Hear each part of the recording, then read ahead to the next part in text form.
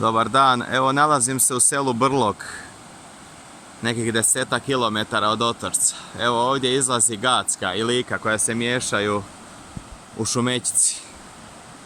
Znači onaj tunel u Šumećici, tamo ulazi mješavina Gacke i Like i evo gdje izlazi u Brlogu. I ovuda sad teče sve do Gusić jezera. I onda iz Gusić jezera do Svetog Jurija, gdje je elektrana.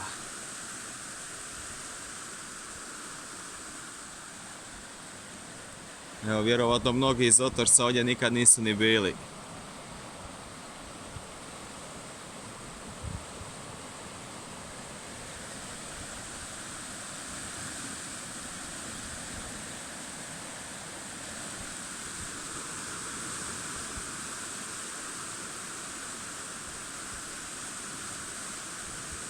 Evo ovdje se vidi selo Brlog.